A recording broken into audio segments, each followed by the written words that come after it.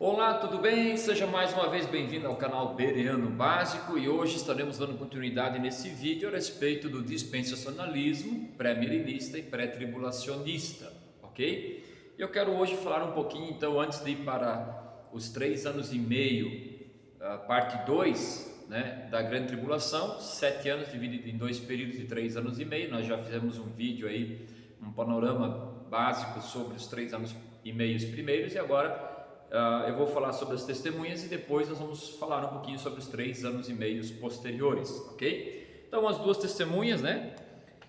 O livro de Apocalipse nos fala então sobre elas, diz o seguinte: e darei poder às minhas testemunhas e profetizarão por 1260 dias, vestidas de panos de saco. Estas são as duas oliveiras e os 2 castiçais que estão diante do Deus da terra. E se alguém lhes quiser fazer mal, o fogo sairá de sua boca e devorará os seus inimigos. E se alguém lhes quiser fazer mal, importa que assim seja morto. Estas têm poder para fechar o céu, para que não chova nos dias de sua profecia, e têm poder sobre as águas para convertê-las em sangue e para ferir a terra com toda sorte de pragas, quantas vezes quiserem. E quando acabarem o seu testemunho, a besta que sobe do abismo lhes fará guerra, e as vencerá e as matará. E jazerá o seu corpo morto na praça da grande cidade, que espiritualmente se chama Sodoma e Egito, onde o seu Senhor também foi crucificado, e homens de vários povos e tribos e línguas e nações verão seu corpo morto por 3 dias e meio. E não permitirão que o seu corpo morto seja posto em sepulcros. E os que habitam na terra se regozijarão sobre ela, eles, e se alegrarão e mandarão presentes uns aos outros. Portanto, estes 2 profetas tinham atormentado os que habitam sobre a terra. E depois daqueles 3 dias e meio, o Espírito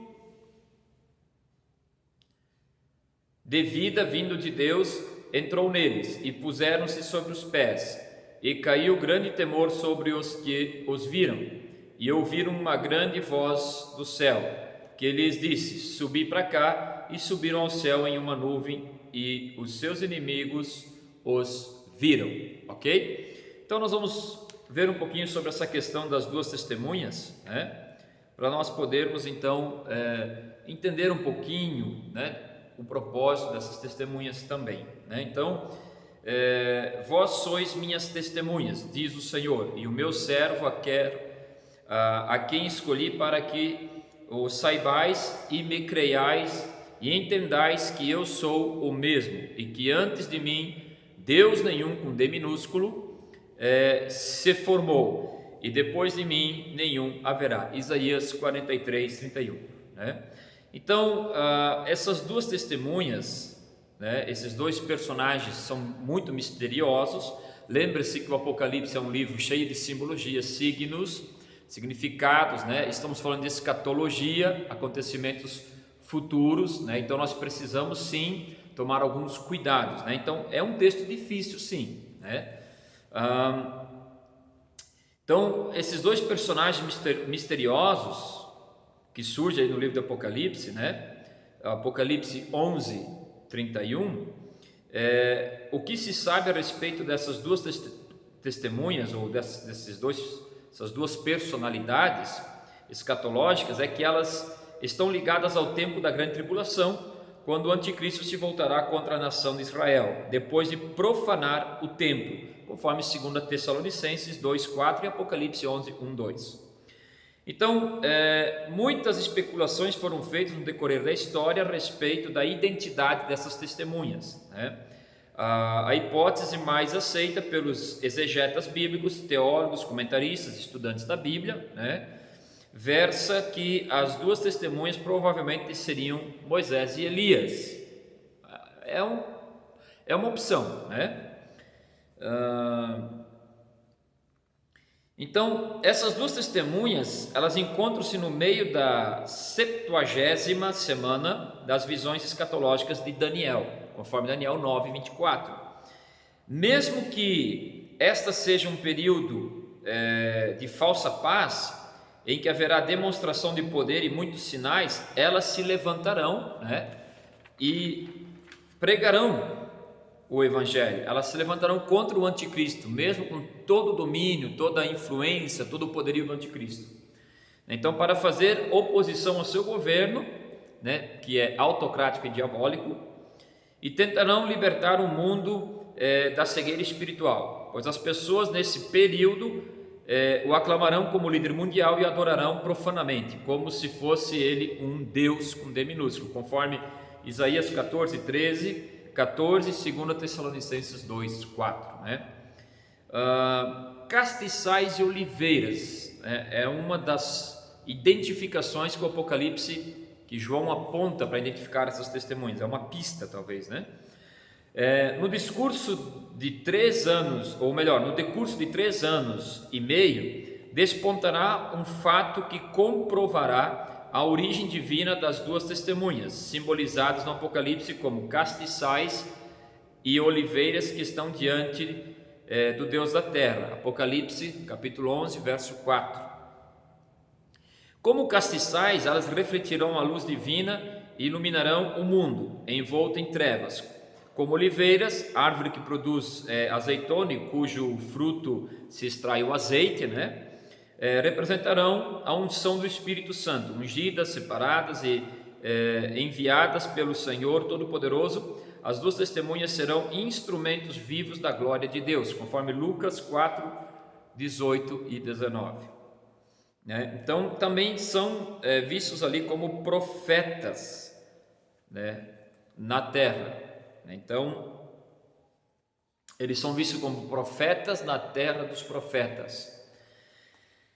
O propósito divino para as duas testemunhas é o de que sirvam como vozes proféticas no tempo do fim.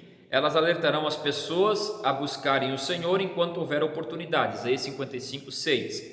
Anunciarão as punições e bênçãos prometidas quando os reinos forem do Cristo de Deus. Apocalipse 11, 15.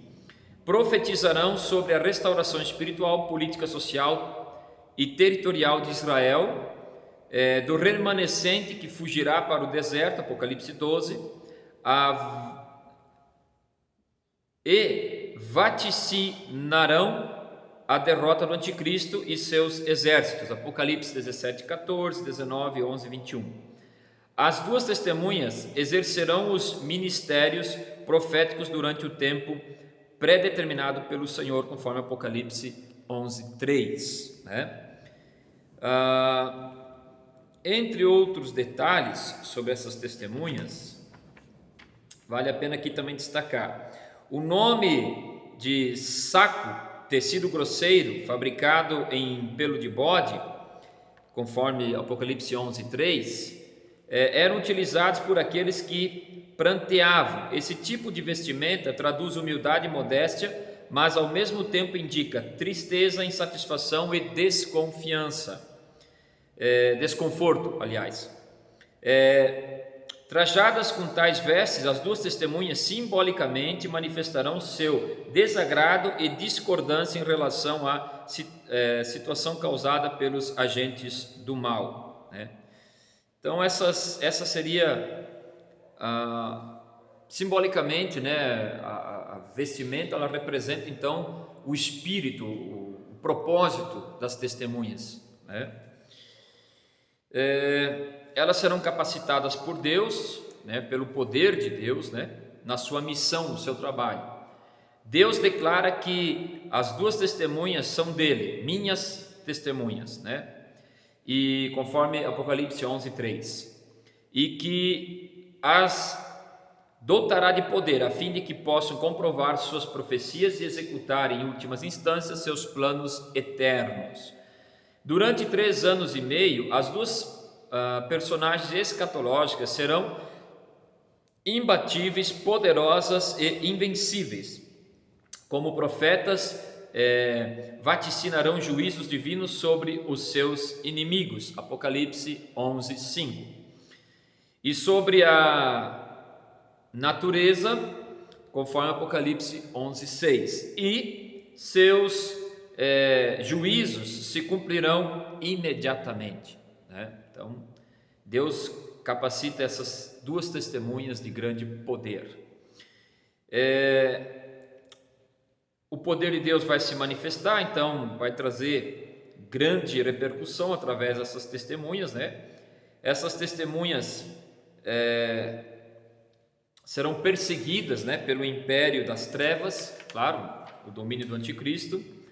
Elas serão mortas pela besta e pelo anticristo e ressuscitadas por Deus na praça de Jerusalém. E por último, então, arrebatadas ao céu. Deus sempre apresenta ao mundo um testemunho para que ninguém fique inexcusável diante dele, inclusive homens cegos pelo anticristo. Durante a grande tribulação, 2 profetas do Senhor se levantarão entre os homens, dando mostra de seu imenso poder para julgar o mundo, destruir Satanás e desmascarar o erro. Apocalipse 11, do 3 ao 6. Eles levantarão ao meio do anticristo, ao reino, se levantarão contra, né, o reino do anticristo, o desassossego e a perturbação. Então, nós temos aqui essas duas testemunhas que a Bíblia nos mostra e nos fala a respeito delas, né? Sim, é um texto difícil, é um texto escatológico. Como eu sempre gosto de deixar claro, existem especulações e existem entendimentos um pouco diferentes sobre quem são de fato essas testemunhas, o propósito delas, né? E se realmente essas testemunhas são de fato duas pessoas, dois homens, né? Então vale a pena nós fazermos a reflexão também. Mas, em suma, dentro do dispensacionalismo, crê-se que são 2 profetas que não morreram. Alguns defendem aí a teoria de Elias e Moisés. Por exemplo, no caso de Moisés, há muitos teólogos que defendem que Moisés, ele também foi tomado, levado ao céu, né? Porque o seu corpo não foi encontrado. Então, a palavra ali, alguns defendem essa ideia de que a palavra usada para a morte de Moisés seria que ele então, Deus o tomou para si, né? Bem, eu creio que Moisés morreu e Deus tomou o seu corpo. Por algum motivo, Deus escondeu o seu corpo, né? O seu corpo não foi mais encontrado. Então, o que a gente pode resumir aqui? Haverá 2 testemunhas que pregarão o evangelho durante o período da grande tribulação, com poder, com autoridade, mas elas sofrerão grandes perseguições e serão humilhadas e até mortas, e então Deus as arrebatará, as tomará para si após ressuscitá-las, ok? Então, por hoje, sobre as testemunhas, de uma forma bem resumida, seria isso, só para você se localizar aí no tempo. É claro que eu não estou sendo exaustivo no assunto, apenas traçando aqui um panorama, ok? Deus abençoe, Deus te guarde e que o Senhor te dê graça e força para estar firme e fiel até o fim. Amém? Deus abençoe.